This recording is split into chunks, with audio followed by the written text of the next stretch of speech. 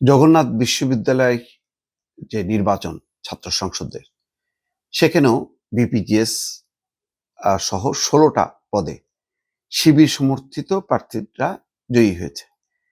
ফলাফলটা অস্বাভাবিক না, তবে বেশ হাড্ডাহাড্ডি লড়াই চলেছে লম্বা সময় ধরে। সম্ভবত সেখানে একটা সাফল্য যে এখন মানে কাছাকাছি একটা অবস্থানে বেশ আমি দেখছিলাম লম্বা সময় ধরে ফলাফল গণনা। এটা কেন আমি নিজেও বুঝি না। এটা নেতিবাচক, ভবিষ্যতে এটা বিপদ হবে আর কি।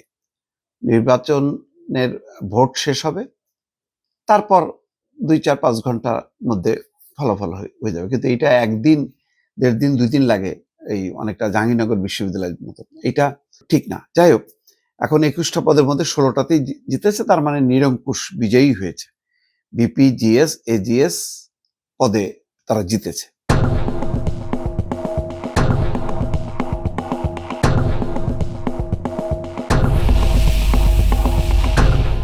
এখানে ছাত্র দল এবং ছাত্র অধিকার পরিষদ সমর্থিত ঐক্যবদ্ধ নির্ভীক জোবিয়ান প্যানেল ৫টি পদে জয়ী হয়েছে। এই জয়টা খুব উল্লেখযোগ্য না, মোটামুটি কোনো রকম একটা পার্টিসিপেশনটা তাদের হলো। জাতীয় নির্বাচনের আগে এটারও কি কোনো প্রভাব আছে? প্রভাব আছে, তবে সামগ্রিক না। এখানে গতি প্রকৃতি এগুলি বোঝা আমি চেষ্টা করছি।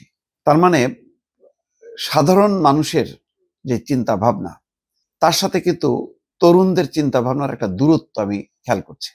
কেন খেয়াল করছি? দেখেন, তরুণরা যে জনপ্রিয়, তারা এত বড় অভ্যুত্থান যারা ঘটালো, তারা কিন্তু নাই। সেই মুখগুলোর নেতৃত্বে এখন কোনো একটা কলেজে, একটা বিশ্ববিদ্যালয় জয় হয়নি।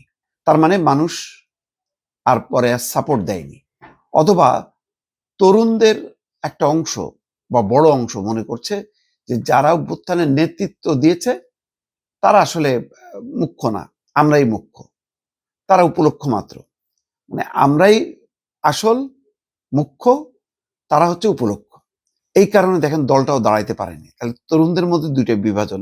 একটা অংশ হচ্ছে যে হয়তো তারা একটা লিবারাল পলিসি নিয়ে চেষ্টা করছে যে সামনে এগোবে, কিন্তু সেটা ব্যর্থ হয়েছে।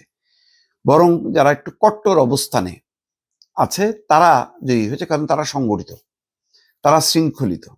হয়তো অভ্যুত্থানের নেতারা এদেরই প্রতিনিধি, যার ফলে অভ্যুত্থান শেষ হয়েছে, তোমার কাজ হয়েছে, তুমি বাড়ি যাও, এখন আমি হচ্ছে সবকিছু দেখাশোনা করব। তো ট্রাম্পের মতন আর কি। এখন মানে ওই মাদুরো শেষ, এখন যারা আছে তারাদেরকে পরিচালনা করতেছে ট্রাম্প নেপথ্যে। তো অনেকটা, কিছুটা, আমি অনেকটা বলবো না, কিছুটা তেমনটাই ঘটছে আমাদের তরুণদের মধ্যে দুটো বিভাজনের। তার মানে মূল বিভাজন, মূল যে অংশটা, সেই অংশটা কিন্তু থেকে গেছে, এবং তারা শিক্ষা প্রতিষ্ঠান সহ বিভিন্ন জায়গায় তারা যে গত ১৫ বছরে সংগঠিতভাবে কৌশলে তারা অবস্থান করছিল, তার ফলাফল তারা কিন্তু এখন পাচ্ছে। জাতীয় নির্বাচনের আগে আমি মনে করি না এটা একটা প্রভাব আছে, কিন্তু যথেষ্ট এগিয়ে যাওয়ার প্রভাব আছে। কিন্তু এটাই যে ধারা, কেউ যদি বলে এটার সাথে মিলাতে চায়, এটা ভুল হবে। এর থেকে তরুণদের মেধা মননটা একটু বোঝার বা স্টাডি করার প্রয়োজন আছে। আমিও নিজেও দেখছিলাম যে ইনকলাব মঞ্চ মোটামুটি চলে গেছে জামাত শিবিরের কাছে সম্ভবত। কারণ ইনকলাব মঞ্চ হাদির সময় আমি এত শক্তিশালী দেখি না, এত শক্তিশালী এখন দেখি কেন? নতুন করে কেউ জয়েন করছে না, জয়েন করেনি। আজকে জামাত শিবির তারা সরে যাক সমর্থন দেওয়া থেকে, ইনকলাব মঞ্চ নাই, এবং বাস্তবতা এখন কিন্তু ওই সাপোর্ট আর পাচ্ছে না। তারপরে স্লোগান আছে হাদির প্রতি, সর্বসাধারণের মানুষের একটা ভালোবাসা আছে। আমার নিজেরও, আমি বারবার তার কথা চিন্তা করলেই বুকটা আসলে কেঁদে ওঠে, যে এরকম একটা ছেলে, একটা স্পষ্টবাদী মানুষ কথা বলছিল, তাতে কি আছে? তার ওই যে স্লোগানটা আমি পছন্দ করি না, যে স্লোগানটা নিয়ে এখন আমাদের মা বোনরা পর্যন্ত তার সাথে সুর মিলাচ্ছে। এদের অবশ্য একটা রাজনৈতিক পরিচয় আছে, এরা নিরপেক্ষ না। কিভাবে এরকম অশ্লীল স্লোগান দেয় আমি এটা বুঝতে পারি না আর কি। আমি নিজেও, দর্শক দেখেন, স্লোগান নিয়ে কথা বলছি, কিন্তু কোন স্লোগান আমি নিজেও উচ্চারণ করতে পারছি না, কিন্তু তারা কিন্তু অবলীলাই বলে যাচ্ছে, এবং হিজাব পরা আমাদের বোনরাও সেই কথাগুলি উচ্চারণ করতেছে। যাই হোক, এখান থেকে শিক্ষার ব্যাপার আছে। শিক্ষাটা হলো এই যে ছাত্র দলকে আরো নিবিড়ভাবে কাজ করা।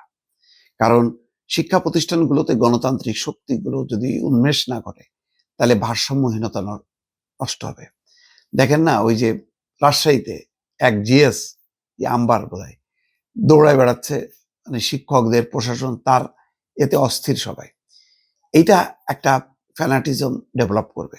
সুতরাং এখান থেকে সাবধান হয়ে গণতান্ত্রিক শক্তিগুলি, বাম প্রগতিশীল শক্তিগুলোকে সংগঠিত হওয়া, ঐক্যবদ্ধ হওয়া, এটা খুবই প্রয়োজন। আমাদের বাম প্রগতিশীল এদের একটা মানে আছে, এরা শক্তি নেয় কিন্তু একটা ব্রাহ্মণ নিয়ে নিজেদের মধ্যে বসে আছে। সামনে একটা সর্বনাশ হয়ে যাচ্ছে, সেই সর্বনাশ আগে তো সর্বনাশটা ঠেকাইতে হবে। আগে তো ডাকাত পড়ছে, ওই ডাকাতকে তো মানে ঠেকাইতে হবে, তারপরে না যেই বাড়িতে পড়লো সেই বাড়ি লোকজন ভালো না খারাপ সেটা পরে, আগে তো ডাকাত ঠেকাইতে হবে। আমরা ডাকাত ঠেকাইতে দেখি না, সেই শেখ হাসিনার আমলেও আমরা দেখি না যে গণতান্ত্রিক জাতীয়তাবাদী শক্তিকে নিয়ে আগে ফ্যাসিজমটা প্রোটেস্ট করা, তারপরে আপনি আপনার মতাদর্শ অনুযায়ী চলেন। এই জায়গাটা আমি কেন হয় বুঝি না। তো এখন কিন্তু পিঠ দেয়ালে ঠেকে গেছে কিন্তু গণতান্ত্রিক শক্তির। মানে যেহেতু একটা গণতান্ত্রিক শক্তি ছিল একসময়, সেটা ফ্যাসিস্ট হিসেবে পরিগণিত হয়ে তারা চলে গেছে বা নিঃশেষ হয়ে গেছে। আপাতত দৃশ্যমান না, হয়তো তারা নিশ্চয়ই আছে, কিন্তু তারা তো আর মানে অ্যাক্টিভলি পার্টিসিপেট করতে পারতেছে না। প্রকাশ্যে যেই সংগঠনগুলো আছে, যেই বাম গণতান্ত্রিক সংগঠনগুলো, তারা কেন গণতান্ত্রিক শক্তির সঙ্গে একসাথে মার্চ করতেছে না, এটা বুঝতে পারতেছে না। দেখেন অন্যদিকে ইসলামী দলগুলো কিন্তু মত পার্থক্য সত্ত্বেও কিন্তু তারা বলছে সব ইসলামী ভোট এক জায়গায়, কিন্তু এখানে সমস্ত বাম প্রগতিশীল জাতীয়তাবাদী শক্তির ভোট কিন্তু এক জায়গায় না। এই আওয়াজটা কিন্তু দিতে পারছে না, এবং এই দুর্বলতার সুযোগ নিয়ে কিন্তু তত্ত্বর করে এগিয়ে আসছে ওই শক্তিগুলো। দর্শক ভালো থাকবেন, আল্লাহ হাফেজ।